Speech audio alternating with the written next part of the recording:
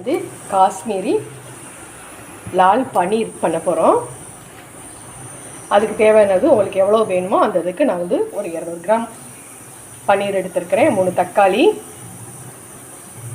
இது வந்து காஷ்மீரி சில்லி, கொஞ்சம் மல்லி, இவ்வளோ தான். இதை வந்து நம்ம வந்து இப்போ வெண்ணி தண்ணியில் ஊற வச்சுக்கிடுவோம். மிளகாயெல்லாம் நம்ம வந்து இப்போ மிளகாயை காஷ்மீரி சில்லி போட்டால் ரொம்ப நல்லா இருக்கும். அதனால் இதையும் ஒரு ஸ்பூன் மல்லி, இதையும் நல்லா ஒரு கொதிக்கிற தண்ணி பாருங்கள், நல்லா கொதிக்குது. தண்ணி வந்து நல்லா கொதிச்சுக்கிட்டு இருக்கு. இதை வந்து நம்ம இதில் ஊற்றிடுவோம். கொஞ்சம் வெண்ணி தண்ணி ஊற்றினா வெண்ணெய் ஊற்றும் போது கொஞ்சம் நல்லா சீக்கிரம் அரைய வரும். அதுக்காக கொஞ்சம் தண்ணி ஊற்றி வெண்ணெயை ஊற்றிக்கிடுவோம். மறுபடியும் நம்ம திருப்பி இந்த பேன்லையே தக்காளியை வந்து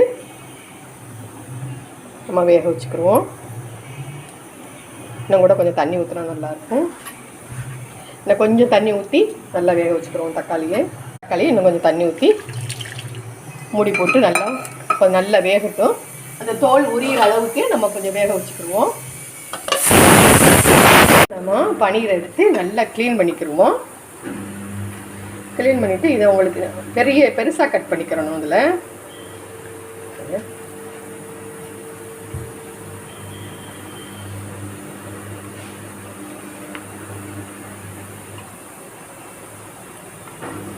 இதே மாதிரி நல்லா கட் பண்ணிக்கிறோம்.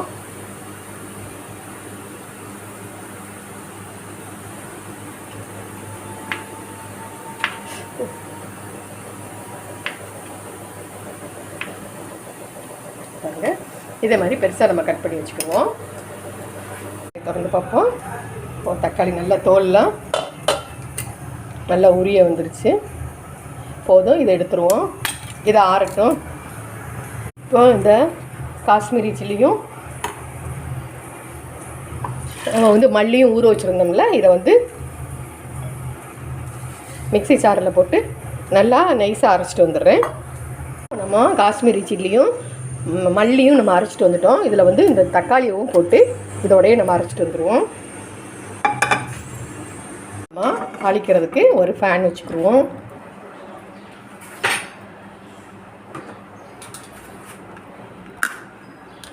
இது நல்லா காயட்டும்.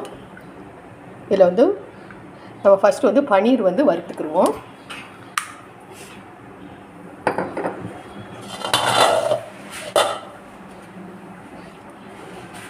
உடனே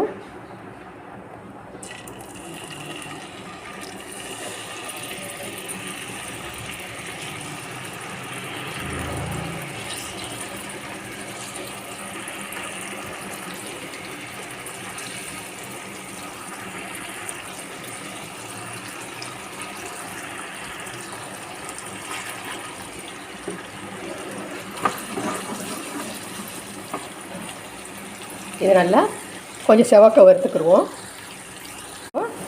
எல்லாத்தையும் ஒன்று ஒன்றா பெரட்டி போட்டுக்கிறோம்.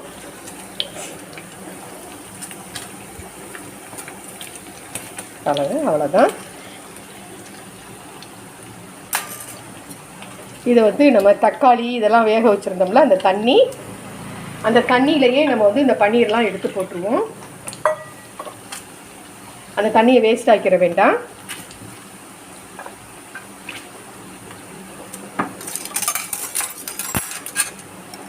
பாருங்கள், இந்த பன்னீரெல்லாம் வந்து தண்ணியில் போட்டுருவோம். இந்த தக்காளி வேக வச்ச தண்ணியெலாம் வேஸ்ட் ஆக்கிறதுக்கு திருப்பி இதை நம்ம குழம்புக்கு ஊற்றணும். நம்ம வந்து எடுத்த உடனே சூடாக வந்து நம்ம பன்னீரை வந்து தண்ணியில் போட்டுட்டோம்னா நல்லா சாஃப்டாக இருக்கும்.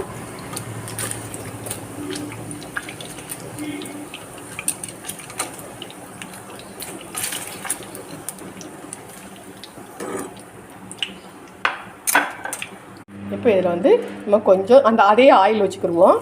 கொஞ்சம் சோம்பு போட்டுக்கோங்க, கிராம்பு, பட்டை, அன்னாசி பூ, ஏலக்காய் எல்லாம் போட்டு இது கொஞ்சம் நல்லா வெடிக்கட்டும். பாருங்கள், இது நல்லா வெடிச்சிருச்சு. இதில் வந்து நம்ம தக்காளி, காஷ்மீரி சில்லி, மல்லி எல்லாம் போட்டு அரைச்சி வச்சுருந்தோம்ல, அதை இந்த ஆயிலில் போட்டுருவோம். இதில் வந்து என்னென்னா நம்ம வெள்ளைப்பூண்டு, வெங்காயம் இஞ்சி எதுவுமே போட வேண்டியதில்லை. இது வந்து நம்ம விரத நாட்களில் கூட நம்ம செஞ்சு சாப்பிட்டுக்கிறலாம். பாருங்கள் அழகாக எவ்வளோ ரெட்டாக இருக்குதுன்னு. இது நல்லா வேகட்டும். இதுக்கு தேவையான அளவுக்கு உப்பு போட்டுக்கிடுவோம். இதில் வேணும்னா உங்களுக்கு இஞ்சி மட்டும் போட்டுக்கிறலாம், மற்றபடிக்கு எதுவுமே போட வேண்டியதில்லை.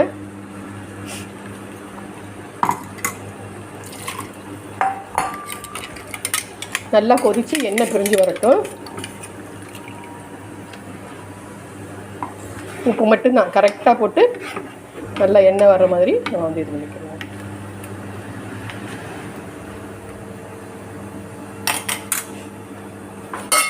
மூடி வச்சுருவோம். பன்னீரெல்லாம் நம்ம தக்காளி வேக வச்ச தண்ணியில் போட்டிருக்கோம். இதை எடுத்து பார்ப்போம். பாருங்க எவ்வளோ சாஃப்டாக இருக்குன்னு பாருங்க. இதே மாதிரி சாஃப்டாகிடும். இந்த தண்ணியும் நம்ம வேஸ்ட் ஆக்கிடக்கூடாது. அதையும் நம்மளுக்கு வந்து அது கெட்டி உங்களுக்கு பத்தலை, தண்ணி பத்தலைன்னா அதில் ஊற்றிக்கிறலாம். இந்த எல்லாத்தையும் எடுத்துருவோம்.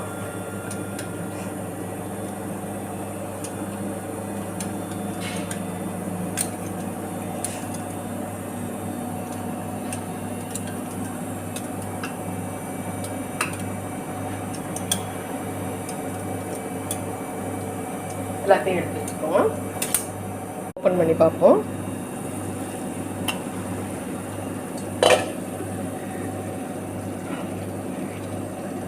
நல்லா கெட்டி ஆயிடுச்சு. நம்ம இந்த சமயத்தில் நம்ம பன்னீரை போட்டுருவோம். எண்ணெய் பிரிய ஆரம்பிச்சிச்சு பார்த்தீங்களா? அப்போ வந்து நம்ம பன்னீரை போட்டுருவோம்.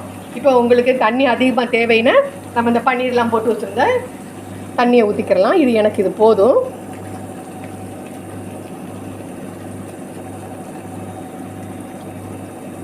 இது ரொம்ப டேஸ்ட்டாக இருக்கும், நல்லா காரமாக ரொம்ப நல்லா இருக்கும். இதை நீங்கள் செஞ்சு சாப்பிட்டு பாருங்கள். இந்த பன்னீர் இதே மாதிரியும் நம்ம செய்யலாம். நம்ம வந்து இதெல்லாம் போடலை. நம்ம சைவமாக இருக்கிறவங்க கூட வந்து வெள்ளைப்பூண்டு வெங்காயமாக போடாமல் இதை செஞ்சு சாப்பிடலாம். இது ரொம்ப நல்லது, ஹெல்த்துக்கும் நல்லது, ரொம்ப டேஸ்ட்டாகவும் இருக்கும். லேசாக ஒரு கொதி வந்த உடனே மட்டும் நம்ம ஆஃப் பண்ணிடுவோம். இது உங்களுக்கு அதிகமாக தண்ணி வேணும்னா அந்த தண்ணியை ஊற்றிக்கிறலாம். எனக்கு இது போதும். இது எல்லாத்துக்குமே ரொம்ப நல்லாயிருக்கும். நான்கு ரொம்ப நல்லாயிருக்கும்.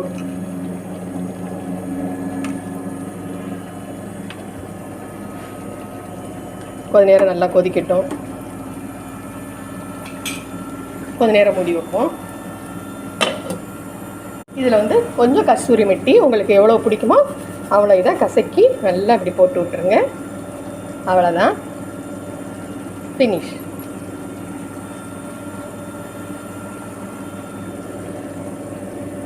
இந்த பன்னீர் வந்து உடையாது, ஏன்னா நம்ம நல்லா வேக வச்சிட்டோம் இல்லையா, அதனால் நல்லா உடையாமல் எப்பயுமே இப்படியே இருக்கும்.